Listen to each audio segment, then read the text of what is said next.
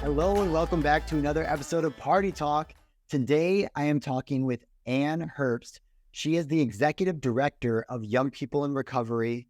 It's a national nonprofit that supports youth and young adults in recovery from substance use disorders. Please enjoy this episode with Ann. Well, first off, Ann, will you tell me how to pronounce your last name? Oh, yeah.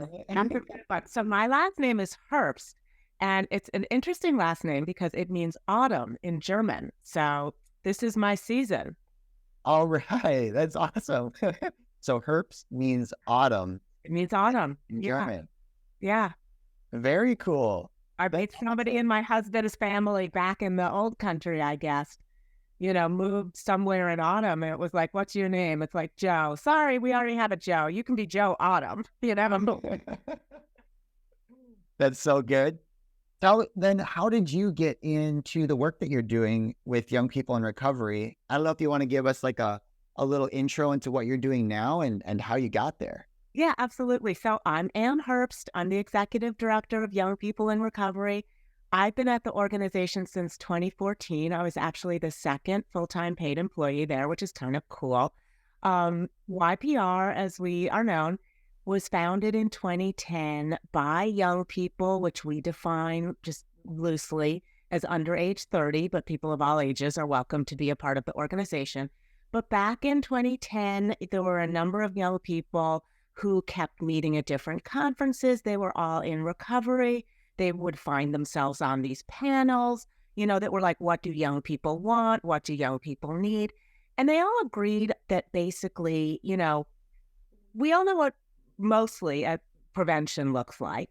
Although at that time it was still not as evidence-based in the focus as it was. It was a lot of, people my age dressing up in McGruff the Crime Dog outfits balls for DARE, and like telling them, don't, all the things that you could use it at home to get high. And it was like, oh, I didn't know I could go use cough syrup. And then like everybody would go and huff Robitussin when they got home. So not necessarily the outcomes that they really had intended.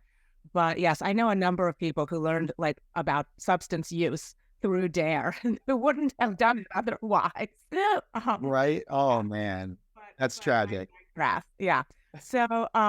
So the young people said, okay, so we got an F- in prevention. We went on to use, to misuse, develop a substance use disorder. The good news is we're still alive. We went into treatment.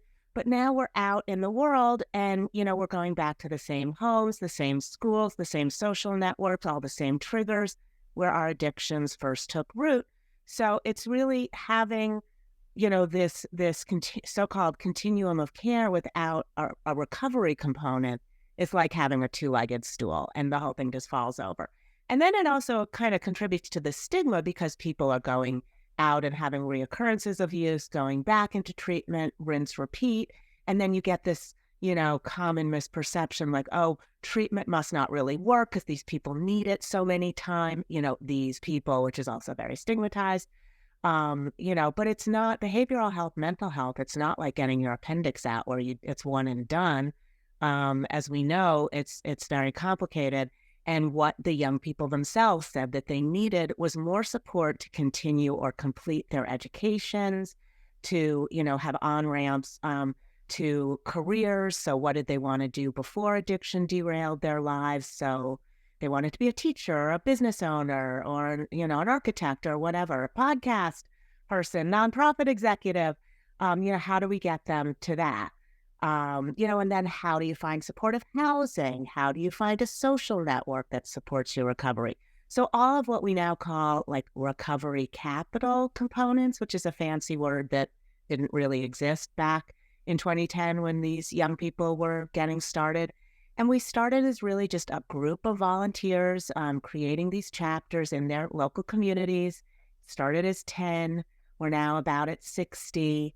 And we're in 19 states nationwide. And over time, we've also developed 3 different life skill curriculum programs to support 14 to 18-year-olds, 18 and up, and then criminal justice involved individuals. So we've really grown and expanded. We've always embraced all pathways to recovery. We've always embraced harm reduction, whether somebody's faith-based or medication-assisted treatment or 12-step abstinence-based, all are welcome. And we also welcome allies. So people like myself who have had family members who've been affected by substance use disorder. So that's how I got into the game. Wow. Okay. I just learned a lot. That was a lot. That was a lot of words. So yeah.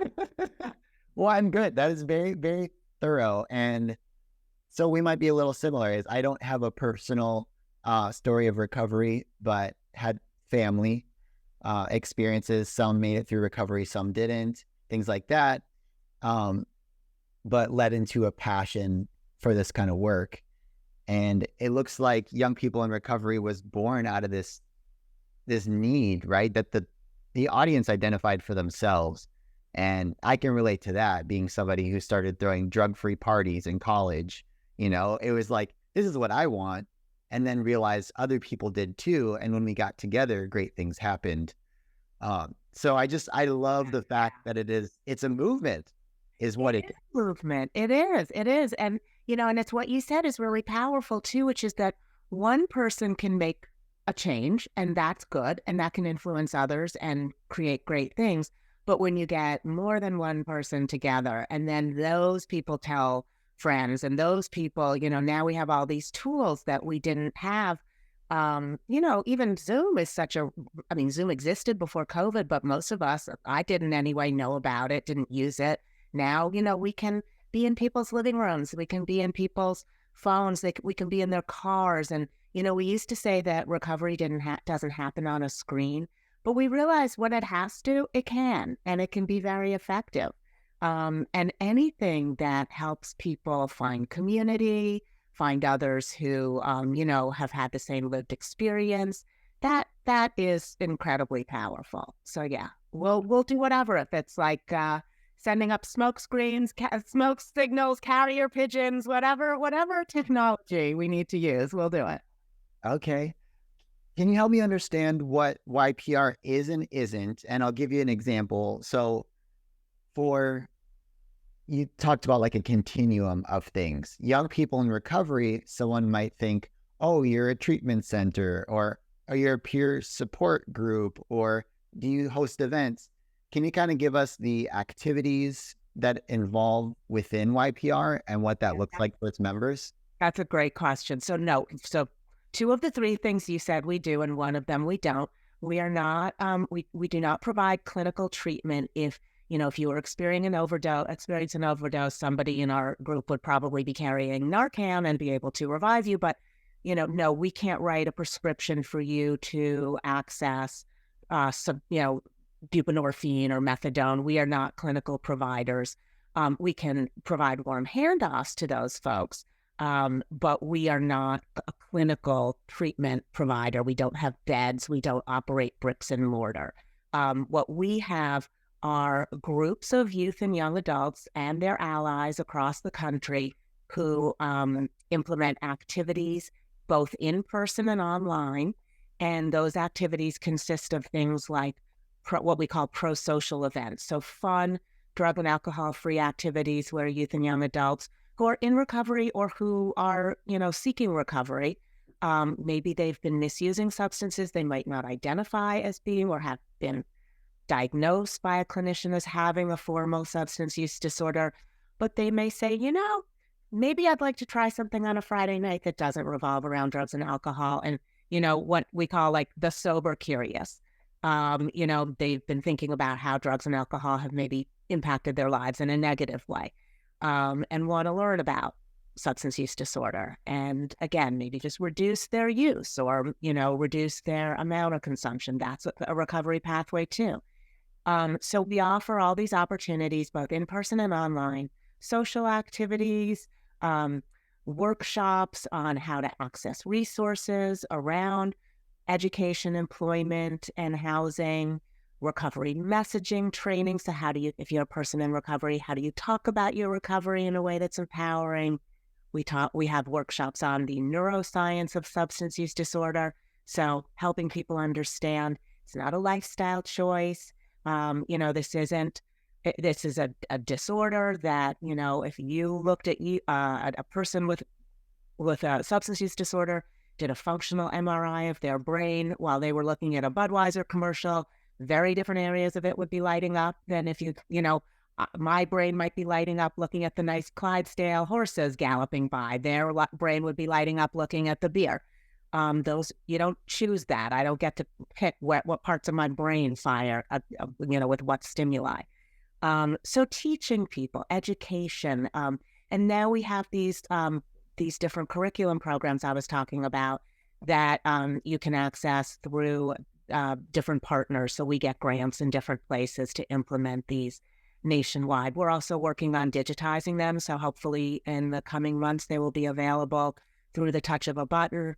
Then we also do webinars, all kinds of activities to just educate, empower, e-newsletters. Really, it's sort of like a media company to talk about recovery and train people about recovery while also providing direct services and, advocacy to help improve resources nationwide for youth and young adults who are in recovery and the people who want to help support them. That is cool. Okay. So I'm getting excited because I heard you talking about events. But so what we do at Vive 18 is kind of like what you're doing, but in the schools. And so we're on the prevention side. And what's really awesome is you're doing the same thing for the recovery community. And like you said, some are just sober curious. Maybe they're not in recovery, but it's open. Two questions. The first one that I'll ask you is like, what seems to be a commonality in the community, or if there's an age group and where these groups are being formed, whether it's like, at a college or at a community group or around a treatment center or anything like that. And then I'd love to hear about some events that you thought were really cool. Yeah. So some of the chapters started as volunteer-led, and it would people who had maybe found us online or heard about us through a friend, maybe at a 12-step meeting or, a sober home or a recovery home, and they wanted to start their own YPR chapters in their communities. Others, we got grants to start. We have some large grants through the states of California, Kentucky, and Colorado, and that's really exciting. So we'll get grants to actually start chapters and programs in different places. So it can be sort of like ground up or top down, but either way, it really seems to work. The model is, pretty simple. It's get somebody in a community who wants to do this work, and then find people who need this work. And as I always say, unfortunately, business is booming. I don't see us running out of people to serve or communities that need these services anytime soon. The good news is that we are here, and groups like yours are here, and that people are starting younger and younger to recognize that substance misuse. And again, you don't have to medicalize it. When you're talking about a 14-year-old, it may look very different than what a 40-year-old, is doing with substances. Well, for one thing, one of them can buy substances legally and the other can't, so there's that. But the second part of your question, in terms of events, we're doing a ton of Narcan trainings. We actually have online, we have a training available in American Sign Language, which I'm really excited about, which I think is very, very cool. We've done, around the holidays, we do all kinds of parties, and there was a day of service in September is Recovery Month, and we partnered with a wonderful organization called Mobilize Recovery, which was founded by a former YPR board member, Ryan Hampton, who I am lucky enough to count as a dear friend. And YPR joined with hundreds of groups nationwide to do things like park cleanups and going into schools and shelters for the unhoused or survivors of domestic violence, doing activities. So I'm also really proud of some webinars that we've done lately that you can also find on our website that focus on subjects like substance use and the foster care system. So looking for lots of different kinds of people in lots of different kinds of situations who may be impacted by substance use. And, the key is obviously to have that pivot happen before they, get all the way down into where it's a formal substance use disorder. If they can, turn the corner with their substance use before it becomes so problematic, that is obviously better than, needing those services later on. Wow. That's so impressive. And the scope of things from, advocacy to events that are like community service and helping people, to gatherings, to information, Narcan training, like it's really a scope, a gamut of things that y'all are doing. And it's all aligned though on this mission to be helpful to young people in recovery. I'm actually really curious too, from your side of things, since you were one of the first people at the company who was an official team member, is you've seen this grow probably from like a very small amount of chapters to a lot. And I think that's really inspiring. And the people who are listening to this might be part of a hopefully growing organization. And they're like, well, that's great. I want to have multiple schools that I'm working with or multiple organizations that I'm partnering with. As a leader in the company, maybe I'm going to put you on the spot here. What are some things that maybe you've learned about growing an organization like this, that you've kind of had to create systems or helpful things as you went? What are some things that you've learned about it? Yeah, well, that's a lot. But I have to say a key word, which is partnerships. Again, going back to how we started this conversation, one person can do some amazing things, but 100 people can really change, the trajectory of an entire community. And it's really important to, somebody has a great idea. They want to do something, whether that's environmental or maybe helping animals or helping seniors, or maybe it's in this space, prevention and or recovery. So first of all, I would always recommend look around and find out who else is doing work that's similar to yours in your space, in your community, whether it's, if your idea is to just be very community centered, you're in any town, USA, in such and such state. Well, who else is there and who else is doing this work? And, how is your idea different from theirs? Maybe if it isn't that different, you could just volunteer with them and learn more about that organization. Maybe you have something that's a little bit of a twist of what they're doing, like they're already doing this for college age students. Maybe it's doing it for high school age students, like, your work. Maybe it's doing it, with certain specific groups, whether it's Spanish speakers or people in BIPOC communities, who are historically underserved and have been the targets of, structural racism over the years. So can you bring your work to groups that haven't had it before? So who are you serving? Who is already serving people or doing similar things, if not identical, and how is your group going to differ? Do you need volunteers? Do you need stuff? If it's like you want to do something online, maybe you need technology. Maybe you actually don't need that many human bodies. Maybe you need technical support and equipment. Maybe you need, maybe your idea is something you need in-kind gifts. Can you go to companies? Like, is it building playgrounds in underserved communities? Is it planting trees for, we have hotspots in places where there's not enough trees and people are suffering from climate change, So like, what is it that you actually need? Because people all immediately think, I need money. I got to start fundraising. I got to start writing grants. It's like, well, do you need money? Maybe you do. Probably you do if you want to do this as a job, but maybe you don't. Like, we really started on the shoestring budget with one paid staff member. Back in our very first grant was for an executive director, but the volunteers gave their time, so they didn't necessarily need money. Now, of course, today it's different, and to be equitable, not everybody can afford to volunteer their time, especially if you're talking about communities that, have been historically marginalized, underpaid, underserved. So yes, if you, it's there's a whole debate and conversation. I shouldn't say debate because I don't think anybody is actually debating it. It's pretty much a fact, that people need money to live and work. So nobody's debating that.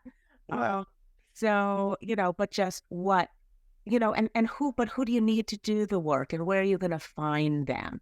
So it's a lot of thinking first before you actually start doing the things. Yeah. I definitely want to highlight that and pick apart a few things that I heard you say, because I do get that question a lot of like, how did you start making a change, making an impact? And when you start, it kind of does go to back what you said, which is, well, map out exactly what you want to do. Because if you have a passion for something or you have a story that you want to share, that's your why. That's your driving force. It doesn't actually mean that you need to do exactly what I'm doing or exactly what Anna's doing at YPR. But if your passion is to do exactly that, then you don't need to start an organization. You don't have to go through that headache of filling out nonprofit 501c3 paperwork, developing a board, and pulling your hair out trying to fundraise. And you do that for you. That's her job. That way. You can do the part that's fun for you, which is mobilizing your community, putting on the events, or like doing your part in it. And that was something people tried to tell me early when I started my organization, is I didn't actually want to start my own thing. I wanted to find a YPR and throw events for my friends without drugs and alcohol. But we both weren't in existence at the time. So it was like, it didn't happen exactly as perfectly as we would have loved it. But now we're in adjacent spaces running parallel in the same direction. So we can partner up to do those things. But if I could go back in time, I actually would have searched a little bit harder and would have done a little more research and found out who can I run with? Because if you aren't clear on what you want and your real outcome and what part you want to play in it, you can start with all this momentum and passion, and then you realize, well, I didn't know what I wanted to do with it, and then now I'm going to give up. And it can be the paperwork and all the stuff you're talking about can be just very time consuming and challenging. And, and then you're running a business and it's like, wait, I got into this because I wanted to do these things for these people in these places. And now I'm like looking at a spreadsheet all day and I have to know the difference between like accrual and cash accounting. It was like, wow, I didn't want to do that, Yeah. So it's really true. And like, I should say now at this point though, if anybody can if anybody wants to start a YPR chapter as a volunteer, you can go to our website, www.youngpeopleinrecovery.org, and you could say, find a chapter or join a chapter. We also have activities online. So even if you don't have a chapter near you, we have 3 different kinds of all recovery meetings every week. One is just regular all recovery meetings for people of any recovery pathway, of any age. And those are they're weekly. We have for members of the called Rainbow Recovery, which is for members of the LGBTQ plus community, also weekly. And then we also have in Spanish. So again, like if you have a good idea, like never let me or anybody else get in your way to, push forward that idea. But just again, like you're saying, do your due diligence. Start Googling, spend an hour Googling, and then talk to people. That's the other thing that people think, yeah, everybody's busy these days, but I've never had if I've emailed or called somebody and just been like, oh, can we set up a time?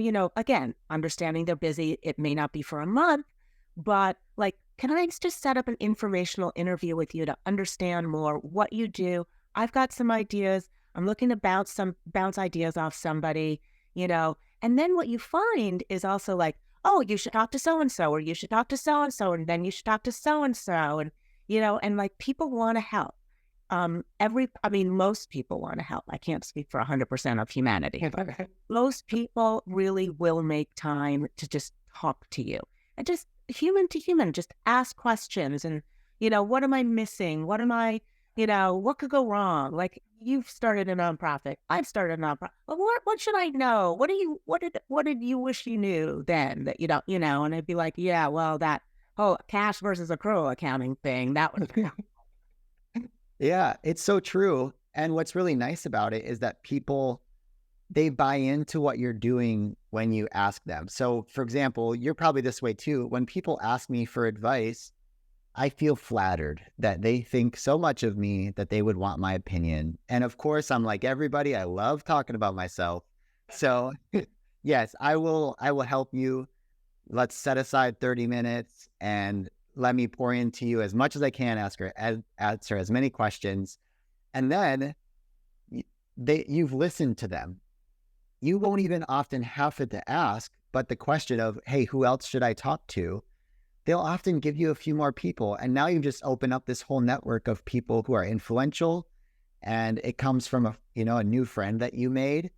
That's a great way to network versus, hey, I've started an organization. I have my agenda.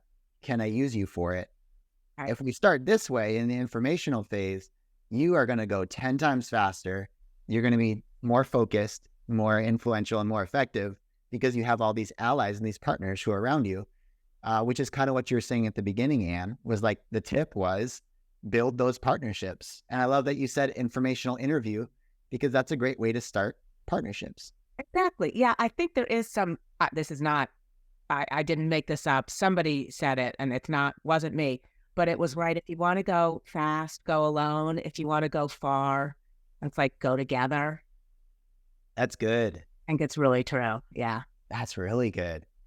Wow. Okay. Who said that? It was somebody very wise. Yeah. Well, selfishly, Anne, I can learn something from you as well because our chapters and our organizations are started usually by schools. And so they will, adopt our model and we have a resource like a playbook. We call it the Vibe 18 playbook, or in college, it's the Party.0 playbook, how to host events and get sponsors and stuff like that. But it's all focused on like how to throw successful events that are drug free. It's very narrow. Whereas I feel like your organization has a larger scope. It's tackling more things. I'm curious how can you support people? What kind of resources or infrastructure do you have that helps them succeed once they have the idea to start YPR? Because maybe I could hear from you on what you're doing. Oh, so you're never going alone when you start a YPR chapter. So that we do make, there is an application process you have to fill out. It's an online form. We ask that you have at least one other person who wants to volunteer. So like we bake it in, like trying not to go alone. Because it's very, it also takes a significant amount of time. We want you to have a leadership team that we describe what that looks like. You're assigned a chapter coordinator who helps you and who connects you with the other. Let's say you're a volunteer chapter, you'll be connected with other volunteer chapters and you meet on a regular basis via Zoom so that you can all, share your lived experiences. If somebody has a challenge that they felt, this is a very typical one. I planned this event, we were going to do a holiday party and I put it on Facebook and I put up flyers and I talked to all these people and I handed out little one pagers and like nobody came, right? And then they're super bummed. This happens, unfortunately. It's like, okay, well, where did you have it? Well, I had it at this place and it was far away and there wasn't transportation. It was like, and then it was raining and then it's like, okay, well, that happens. Like, who did you have set up? What other groups did you invite? Who else helped? Like, again, don't do it alone. Go further together. What other groups were with, but we want you to do this ahead of time so that you don't have that situation to learn. We'd rather have you be successful at the start. So like working with other groups. So like do it together. Is there a local treatment provider? Is there a recovery home? Is there a collegiate recovery program? Is there a recovery high school? Are there other groups that might, is there like a church or some religious organization that supports people, a human service agency or social service agency, maybe do it there where they already, a drug court where they already have people who are there, so it's like, oh, okay, you got checked in with your counselor. Hey, look, go downstairs. They'll have you can get a piece of pizza and like there's some fun stuff going on. You can enter to win a raffle or, come down and see what it's all about. Like you need to enlist helpers to promote it. And of course, social media is important, but in the end, it's still like, the question of when you're invited to something, well, who else is going? Who will I Yeah. know? So you want to be able to like have it, have it, because nobody wants to walk into a room where they don't know anybody. That's intimidating. So Yes. I think that's easy and fun, and that already is like, kind of already something that people are doing anyway in a place where they already are. Yeah. Oh, I love that on multiple levels, because I think that people, they don't want an invitation to your event. They want a friend. So if you can personally invite someone or give them invitations, say, hey, you can have 5 people come with you. Even if you pretend it's exclusive, even though you want it to be inclusive, and it is, even just pretending that like, hey, you're empowered to bring 5 people to this exclusive event, quote, you'll have more people show up because they feel personally invited and special, and they know they have a friend there. So they're less likely to have that excuse of, I don't know anyone who's going, stuff like that. And think about, who are like on a modest scale. I'm not saying like, okay, you're going to get Taylor Swift to show up at your, holiday party. I mean, that would be nice. But like, is there if you're on a college campus, is there a coach? School teams have like huge following. Will they put it on if this coach so-and-so is coming just to say welcome, give 5-minute welcome remarks, 2-minute welcome remarks, cut a ribbon? What about the mayor? What about a city councilor? Think about your elected officials. They always want photo ops. And then you give the photo op and put it out on social media. Maybe you give somebody a certificate. Can you give an award? Can you gamify it in some way? Will somebody donate something so you can have a raffle? Like, people like to show up because they think they're going to win something. I like winning things, I'll even if it's like a $25 gift certificate to an ice cream parlor. Like, hey, I like ice cream, I go for that. So just like, how can you, just thinking about, what else can you do? And is there some way, or even some local person who is significant in your community? If there's some special thing you can offer, if it's at a high school, do they have a uniform? Well, they do like a dress gown Friday if, the principal's going to show up, and anybody who comes or anybody who texts this to that number will get entered to be principal for a day, or, whatever it is, like a pizza, in the dining hall or something. Like, is there some way you can make it fun and different and kind of maybe even cheeky, like, whatever it is, the teacher is going to do something silly, or, what would be fun? Yeah. People love that. So you mentioned a lot of great ideas, and we kind of explored this thing that people often want to be coached on. So they probably get a sort of coach from YPR, somebody who checks in with them. And then are they given necessarily like a plan or a system or checklist that they use to? All of the above. Yes. And then there's very significant resources on our website that they have access to. It's called YPR Teens. We have something called YPR Academy that is trainings on every kind of everything, from how to make good social media templates to how to do advocacy and public policy. I did one on fundraising. We did one on Excel, like, 'cause joking aside about spreadsheets, it is the way the world works, but not everybody learned Excel in school.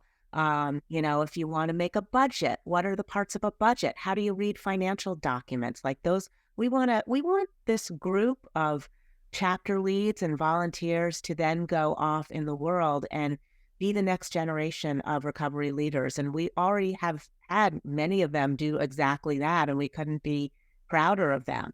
But we wouldn't be doing our job if you came out with the same information that you came in with. Our idea is to just give you options, give you resources, give you tools, give you toolkits, give you every kind of, we don't want you to have to reinvent the wheel. Makes no sense. It's a waste of your time. So we won't do that. And we don't want you to have to do that. Even like Canva as a template, why should you have to, I'm not a graphic designer. I'm not really like artsy. You don't want me designing a one-pager. We already have, for every possible thing you could need. So, use those. It's much easier and it's already more branding on it.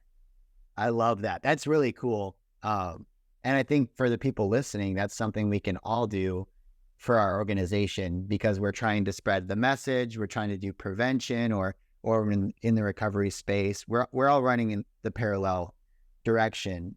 And what I just learned from you is that you can have a bank of information that people can use, and you also have the personal accountability of a coach or somebody who's there who's going to check in with you. And I love what you said, which is that the person should be different when they walk out from when they walked in. Is your number one objection is to help them grow. And especially for, myself and the people listening that work with youth, is we always have to remember that the development of the students is actually more important than the outcome, because the event could be a total failure, but that could be an amazing learning experience. The time when no one shows up to your event.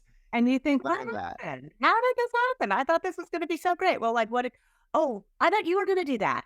Oh, you didn't put you didn't put the flyer on. Well, then you realize that's why nobody came, because nobody knew about it, because we didn't have clear communications. We didn't have clear roles. We didn't have a job description of what each person, even if they're volunteers, you still want a job description. What's the person who's going to do the marketing and communications? That means doing 7 social media posts, or literally every day, liking this or sharing that, or, being really specific. Even when it's micromanaging, sometimes you really just have to be extremely specific and you have to remember, especially working with young people, they may have never done anything like this before. That's okay. That's fine. But just as long as they walk away understanding what it is you're asking them to do, because it's not fair. Being a mind reader is not part of the job description to be a YPR, volunteer or chapter lead or staff member. That if you are, hey, more power to you. But you can't assume anybody knows exactly what you need unless you told them very specifically. Yeah. I love doing the thing when I teach students about meetings, is anything that you say you're going to do, there's the event plan, there's the to-do list, and on every to-do goes one person's name and one date. Yes. And as long as you have that and they've written it down, then you can have accountability. But it's kind of like the 911. Someone call 911 and no one calls, is you have to have the individual assigned for it to create accountability. And like you said, people might not have been trained on that, or when you're starting out, you don't think about those things until you have that failure. So we can be helpful in our resources to train people on that kind of stuff. So this has been great. I've learned a lot myself, and I bet people that are listening have learned a lot on how they can emulate just the amazing infrastructure and the passion for what you're doing. It can translate into what they're doing. And if they don't have a YPR chapter, knowing that they can actually start with someone. And if you're like me, if you're in prevention, oftentimes your best advocates come from the recovery world, and they're looking for ways to get involved. And so knowing that YPR exists and that's a need they can help fill and start one of those chapters is really, really cool. So let's end on this. Would you have one piece of guidance, just maybe one tip or thought that's on your heart or your mind to share with people who are in the drug prevention field? And then please tell us before we go how they can keep in touch with you or where they should connect with you online. Okay, so one tip for people in the prevention space. That's a tough one. Okay. I would just say that it's really important not to stigmatize, especially young people who are involved with substance use. And they are not bad, they are not dumb, they are not wrong, they are not, self-destructive. In fact, they are probably using the best coping mechanism that they have at the time. And to recognize that people pick up drugs and alcohol for a variety of reasons, and that typically if you have somebody, especially a young person who is misusing substances, there's a lot of other things that they need that are going to have to be lined up before they are able to put down the substances. Because if those needs aren't being fulfilled, they are going to get the thing and take the thing that, at least in the short run, might be making them feel better. It might also be making them feel worse, but that's the coping strategy that they have. Unless you are going to replace the coping strategy that they have with better, healthier, more effective, more accessible, more sustainable ones, they're going to just keep doing what they're doing. And that's not stupid or wrong. That's actually extremely rational. Yeah. Yeah. Yeah. I view young people as being rational, not being dumb just because they're young or that they don't know. Oh, you don't know what you really want or need. You're so young. It's like, Right. you know exactly what, and they're probably telling you and you're not listening. Wow. Thank you for saying that. Right? Yeah. Thank you for saying Dad or that. teacher. Yeah. Yep. You're not listening. The problem is not with them. The problem is with you. So that I would like to say to all the young people, right? It's really not you, it's them. So there's that. In terms of how to get in touch with me, like my email address, whatever. Like website, anybody that wants to start a chapter. I know you mentioned the website, any social media handles.